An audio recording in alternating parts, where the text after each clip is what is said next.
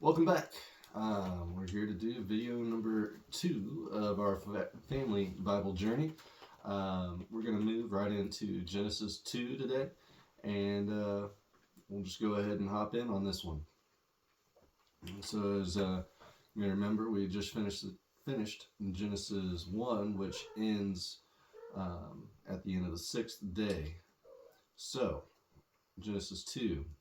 Thus the heavens and the earth were completed in their completed in all their vast array. By the seventh day God had finished the work he had been doing. So on the seventh day he rested from all his work. And God blessed the seventh day and made it holy, because on it he rested from all the work of creating that he had done. This is the account of the heavens and the earth when they were created. When the Lord God made the earth and the heavens, and no shrub of the field had yet appeared on the earth, and no plant of the field had yet sprung up, for the Lord had not sent rain on the earth, and there was no man to work the ground, but streams. Try to say that right. But streams came up from the earth and watered the whole surface of the ground. The Lord God formed the man from the dust of the ground and breathed into his nostrils the breath of life. And the man became a living being.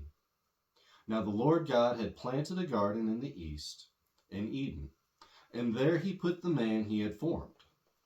And the Lord God made all kinds of trees grow out of the ground, trees that were pleasing to the eye and good for food.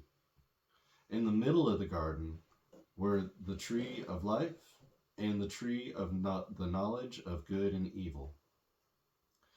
A river watering the garden flowed from Eden. From there it was separated into 4 headwaters.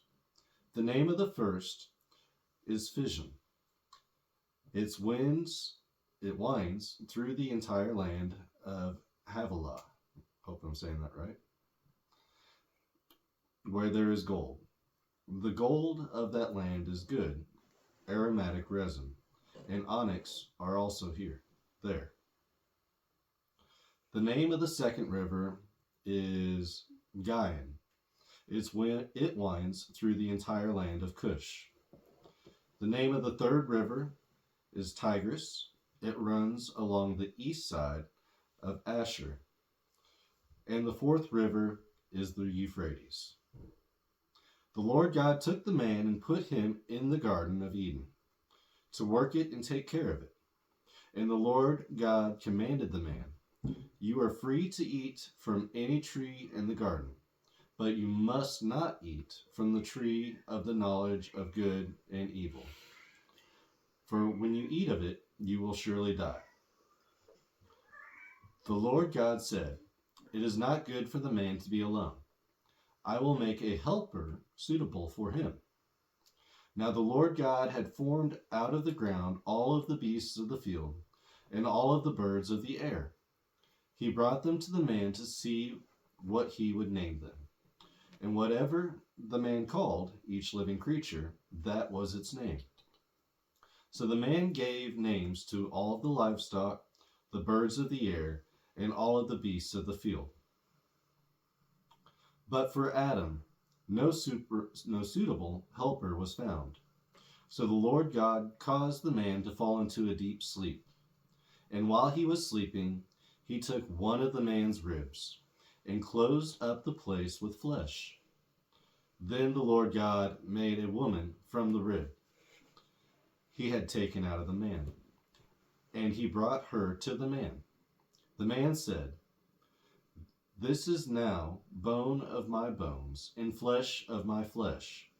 She shall be called woman, for she was taken out of man. For this reason, a man will leave his father and mother and be united to his wife, and they will become one flesh." The man and his wife were both naked, and they felt no shame. All right, that's chapter 2. So, what's some things that stuck out to y'all about that? God made the original lawn sprinkling system. That he did. That he did. So he there was no waters that watered.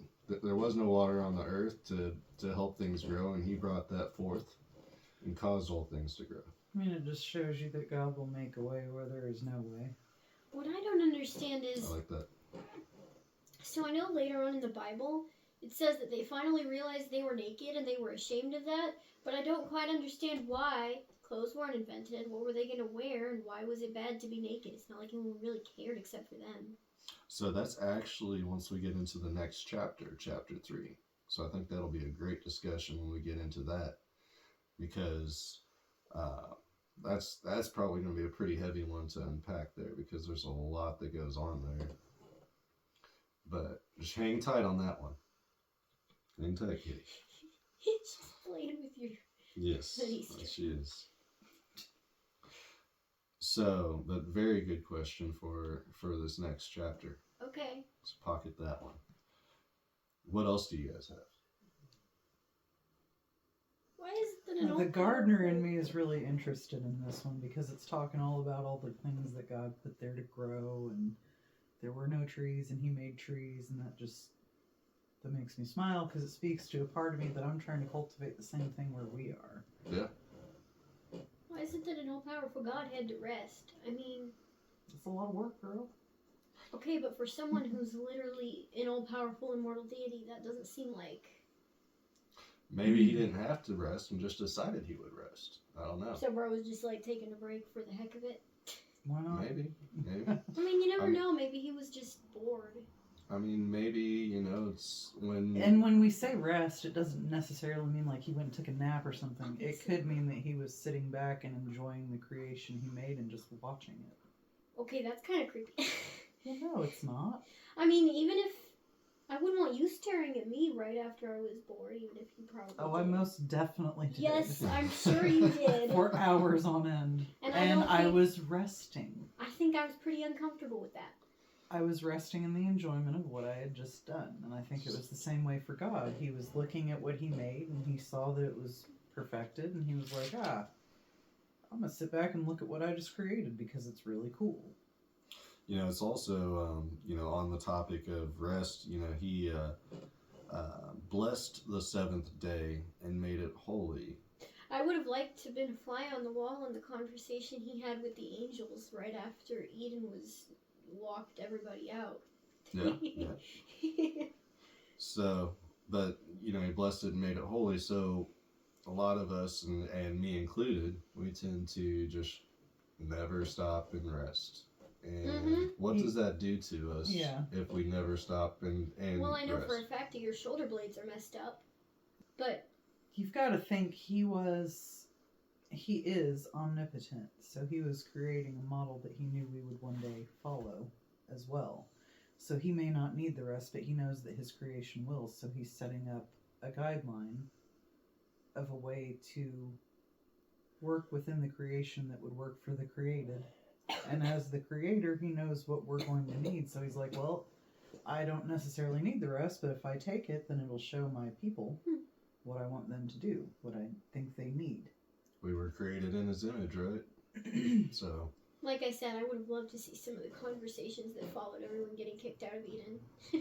There were probably some interesting conversations all throughout the Bible that were for had sure. up in heaven that we won't know about till we get there, I'm sure. I would have loved to just be a fly flying around in heaven for all the important conversations. I'd kind of like to be a fly flying around to hear what's going on now up there, because he's got some stuff to say. I'm sure he does. Okay. I just kind of wish that I was put in heaven right when it was made, but like as something that no one would notice, so that I could just eavesdrop on all the important conversations. That gives you a goal to work toward now, because someday you'll be able to ask God, well, how did this go? What did you say about that? Like, I like knowing what people said about stuff. Right, so that gives you a goal to work towards. Another thing here is, says when we get towards the end of chapter 2 here, for this reason a man will leave his father and mother and be united to his wife, and they will become one flesh. that one flesh thing, I think, is something that, you know, when we're talking about marriage and stuff like that, people tend to be, in this culture today, very quick to throw away something such as marriage. Oh yeah. Well, I think it's interpreted incorrectly because people think, oh, well, a marriage, the man is just, you know, the dictator and this and that. But if you're following God's directive for marriage, the man is not the dictator, he's the leader. I know A that good leader doesn't do it with an iron rod, he does it with love and compassion and a good leader understanding. leads by example. Correct. So if you've got a husband who's following God's principle, he's not your dictator, he's not your authoritarian, he's your partner. Mhm. And I think a lot of people have seen the church incorrectly model marriage, and that's the church's fault, you know. Right. It says later on in the Bible that husbands are to love their wives like Christ loved the church up to death. Right. Wives are to follow their husbands as they would follow God. And if you do marriage correctly, there's no authoritative rule. There is give and take. There's push and pull. Yes, there are going to be times where you say things that I don't agree with, and vice versa. But as a team, we work through that. You don't lord it over me, and I don't lord it over you. And if marriage is done correctly, it's a beautiful thing. The reason I think God took Eve from man's body is because you're not going to harm yourself. Obviously You're going to not. protect yourself. And she was taken from the rib to be under the arm, to be protected by the man. So that Not he to be didn't- lorded over, but to be guarded, just like he would guard his heart. Like So- a rib would guard your organs. What I was going, and Maybe it's a that's great way why. to bring it back. You know, if you had your hand hurt, say you got, you know, you had a finger broken or something like that, what would you do? Would you go and cut it off, or would you go to the doctor? I would probably try to set it myself, and if that didn't work, then I would go have the doctor set it. But I mean, I've had a broken toe before, so it's But not that you big a would deal. tend to it. You Obviously, would- yeah.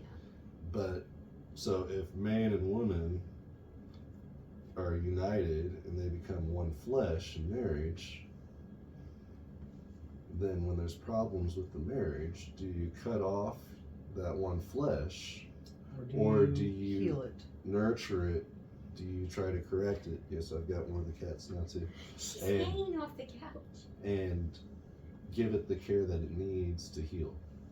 I mean, yeah, that does make sense. Now, what I'm kind of confused about is, so she was made out of a protective bone, so why wouldn't she be a protector? But see, that is one of the roles as a woman. You're to protect your husband's heart. You're to help guide him. You're not just to be a subservient slave. People misinterpret that. I don't slave for your dad. Obviously not. I just mean, like, if you're made from something that was made for protection, why aren't you the protector and the other person isn't? Well, he is, because when you think about it, ribs are under the arm. Okay, the woman is taken from right around the heart area. Okay, so that is a very intimate part of your body that you would want to protect. You're Maybe not going to that's what it purposefully go and is. break ribs, you know. But then the woman was taken from a part that guards the heart of the man. When you think about it, a woman's responsibility isn't just to tend the house, it's to tend to the husband. Okay? Yeah. So part of that is guarding his heart. If you feel like he's doing something that is against God, you're to tell him. You know, you are to protect his feelings and let him come to a place of peace in you. It says helper, right? And you can help in lots of ways. The original one was helpmate, and a helpmate back in that day would have been looked at as, you know, someone who helped guide and helped steer in the right direction. So if a man is unsure, he will go to his wife and ask, hey, what do you think? In a good marriage. Yeah. And then it's then on the wife It's to just try like a business and partnership, except Right. more loving. and then it's on the wife to try and steer him in the direction of God if she's doing it correctly. So that's how I feel about it. Think of the job of naming all the animals of the. Oh boy. all the livestock, all the birds. I can. I haven't even named all of my chickens. Yeah, who knows how he came up with some of those? I mean, that's probably where dog, Latin came from. All those crazy words. You never know. I mean, some of the original names for animals were in Latin. For all we know, they're not the same names as we use today either. Maybe, but I mean, doubtful because they were still called that at that point in the Bible when it was referred In the to. English translations, yes. In the Jewish translations, the names were different. Well, how would they have known what animal it was talking about to translate it into English, anyways, if they were called Language- different things? Language has an etymology. You can trace back. This word meant this at this time, and then it meant that at this time, and you can trace it back to. That's how translations work. I think the oldest written is Sumerian. Where they started translating Egypt because it's just a bunch of pictures that make no sense. Well, It made sense to them. there is still a break. Like every country has their own breakdown of language, just like there's slang now that you would understand better than I would, but the words still mean the same, and you can translate it to me because you speak Like- the new generation speak, just like I would be able to tell you what generations before me used to mean by certain Like, words. All right. Well, I will say, I think that wraps up our second video here. Let's see. I did switch up Bibles this time. It's a Ryrie study Bible. It's a NIV red letter. Really just had about everything I was looking for in a Bible, and so really enjoying this one so far. God will provide. That He will, and obviously heirlooms are cool. So thank you all for joining us. Really appreciate you. Grace and peace. Take care.